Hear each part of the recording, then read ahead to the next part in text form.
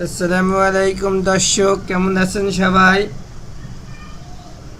আশা করি সবাই আল্লাহর রহমতে ভালোই আছেন। আজকের ক্লাস হলো পার্ট 2, জীবনী, মনীষীদের জীবনীর পার্ট 2 ক্লাস।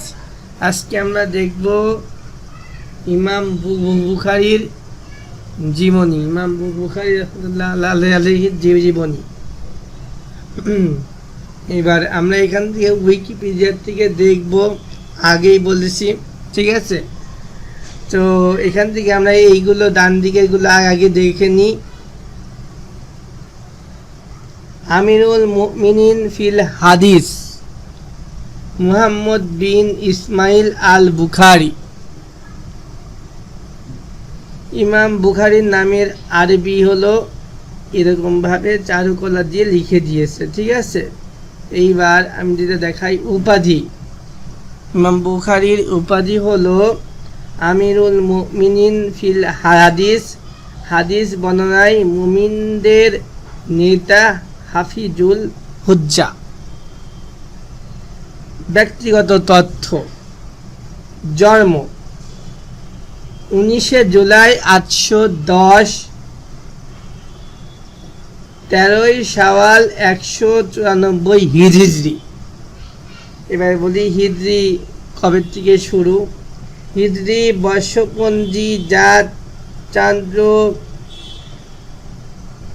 চাঁদ্র হিজরি বর্ষপঞ্জি ও ইংরেজিতে ইসলামী মুসলিম বা আরবীয় বর্ষপঞ্জি নামেও পরিচিত হলে একটি চন্দ্র নির্ভর বর্ষপঞ্জি, যার 1 বছর 354 বা 355 দিন বিশিষ্ট 12টি চন্দ্রমাস নিয়ে গঠিত। এই বর্ষপঞ্জি ইসলামী ছুটির দিন ও অনুষ্ঠানের সঠিক দিবস নির্ধারণ করতে ব্যবহার হয়, যেমন বার্ষিক রোজা, মানে হিজরি শতাব্দী, যেটা বললো হিজরি।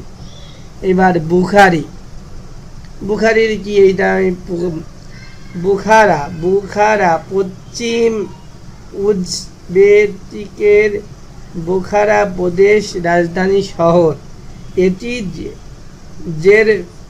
জেরফসন নদীর তীরে এক মরুদ্যান। তুর্কমেনিস্তান সীমান্ত ছেড়ে প্রায় 85 কিলোমিটার উত্তর পূর্বে অবস্থিত। বুখারার আশেপাশের অঞ্চলে প্রাকৃতিক গ্যাস, তুলা, ফল এবং রেশম উৎপাদিত হয়। এখানে বস্ত্র, কার্পেট এবং পশমের,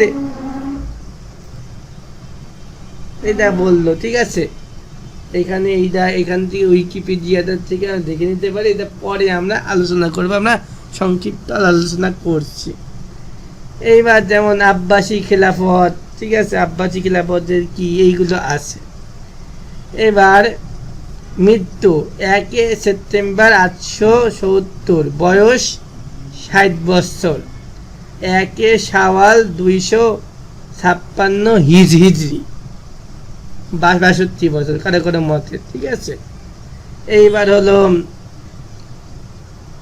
সমরুল আব্বাসী খেলাফত, ঠিক আছে? ধর্ম ইসলাম, জাতিসত্তা হলো তুর্কি, মানে তার জাতি হলো আমরা যেমন বাঙালি, ঠিক আছে? উনি হলো তুর্কির বাসিন্দা ছিলেন। এবার ধর্মীয় হলো স্বতন্ত্র মুস্তাহিদ, উনিও একজন মুস্তাহিদ ছিলেন। মত বিশ্বাস: প্রধান আগ্রহী হলো হাদিস শাস্ত্র, তার আগ্রহ হলো হাদিস নিয়ে গবেষণা করা। উল্লেখযোগ্য হলো শুধু সহিহ হাদিসের সংকলন ধারণা, ঠিক আছে? যেমন উল্লেখযোগ্য সহিহ বুখারী, আল আদাবুল মুফরাদ, তারিখ আল কাবির, ঠিক আছে?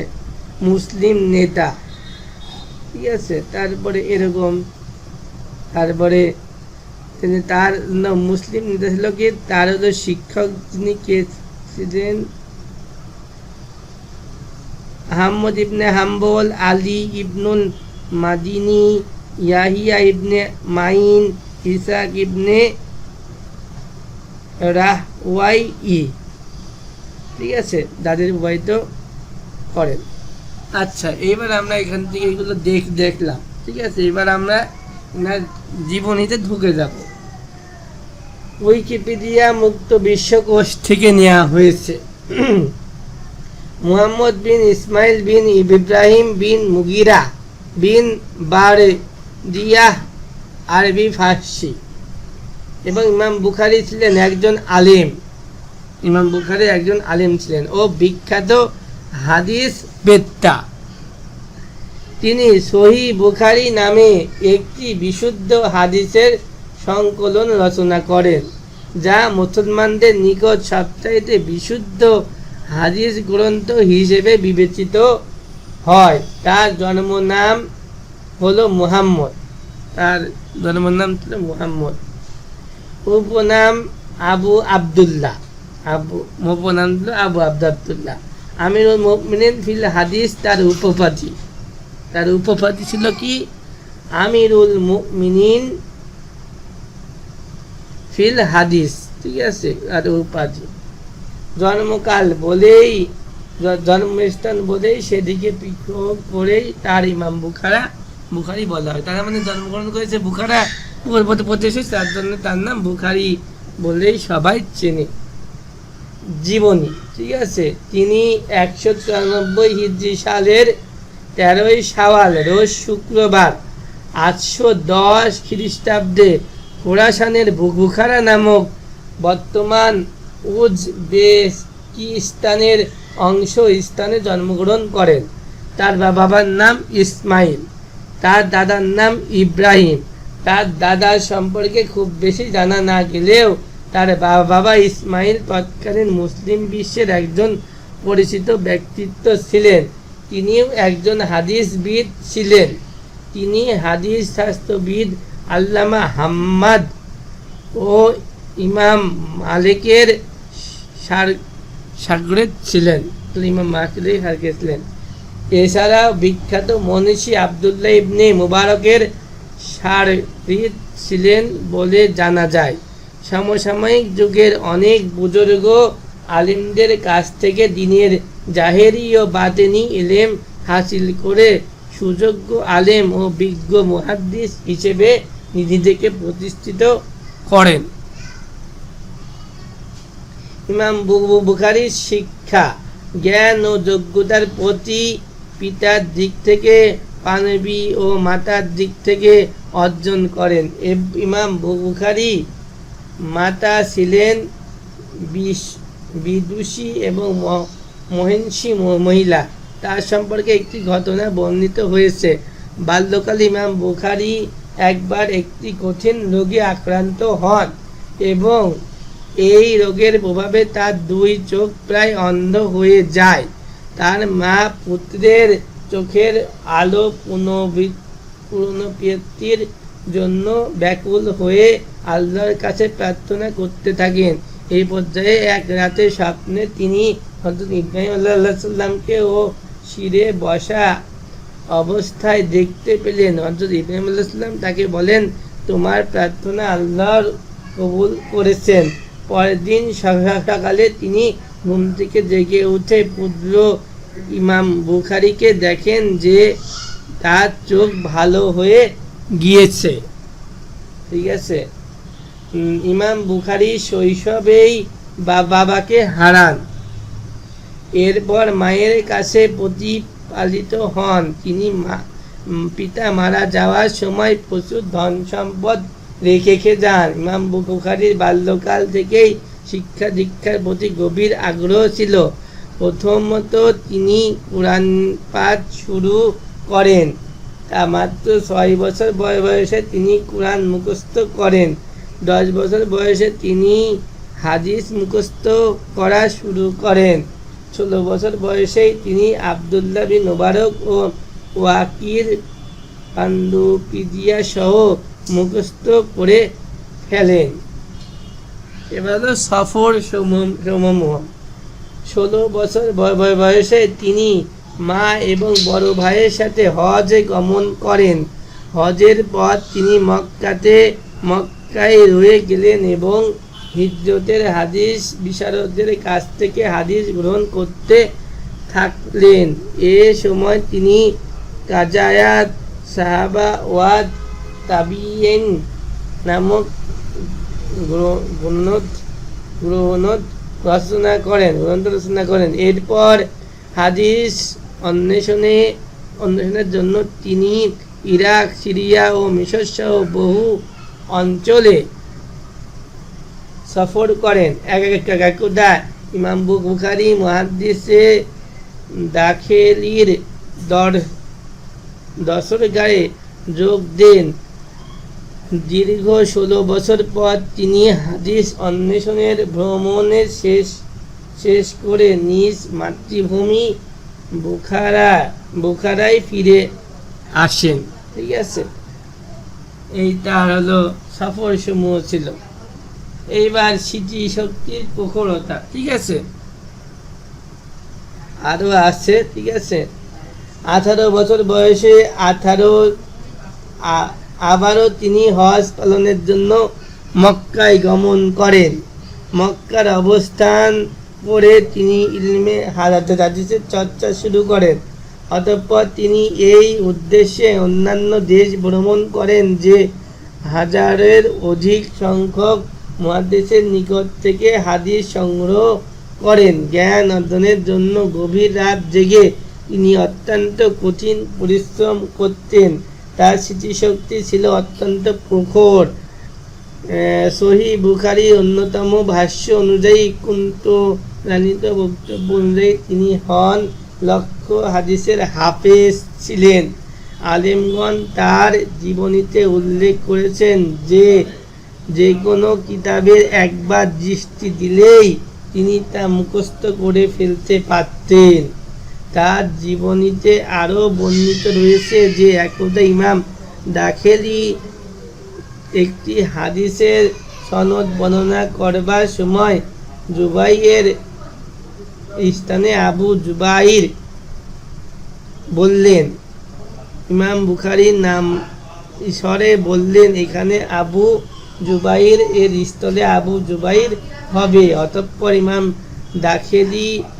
দাখিলি বাড়িতে গিয়ে কিতাব দেখে তার ভুল সংশোধন করেছেন। এর অব্যবহিত পরেই দাখিলি তাকে খুব স্নেহ করতেন। তিনি এত ভিন্ন অন্য ও দর্দস্থানে যোগ দিতেন, সেখানে অন্য ছাত্রগণ হাদিসগুলো লিখে নিতেন। এরকম করে তার হলো জীবনী স্মৃতিশক্তি, মানে তার মানে এখানে বোঝাচ্ছে যে স্মৃতিশক্তি ব্যাপক ছিল। ঠিক আছে, তার সব কিছু মানে প্রখর ছিল এবং তিনি যাই দেখতেন সব একবারে মুখস্থ হয়ে যেত। ঠিক আছে, ইমাম বুখারীর উস্তাদ ও ছাত্রগণ ইমাম বুখারী থেকে অসংখ্য মুহাদ্দিস সহিহ বুখারী বর্ণনা করেছেন।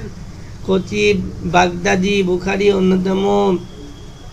অন্যতম নিজে লিখে দিয়েছেন এবং তার উল্লেখযোগ্য ছাত্রদের মধ্যে রয়েছে ইমাম মুসলিম, ইমাম তিরমিজি, ইমাম নাসাই, আবু হাতিম রাজি, আবু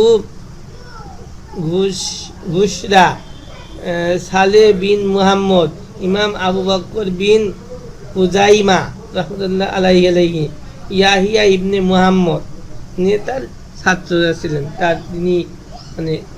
ঠিক আছে, এরকম অনেক জিনিস আজ আছে আপনাদের সামনে আমি একটু শেয়ার করতে চাচ্ছিলাম। ঠিক আছে, তার যে অনেক পড়তে পারেন, এইগুলো মানে ভালো হবে। এবং তার রচনাবলী কিতাব, আমি কিতাবগুলোর নাম দিয়ে শেষ করে দেবো, অনেক বড় হয়ে যাচ্ছে ভিডিওটা।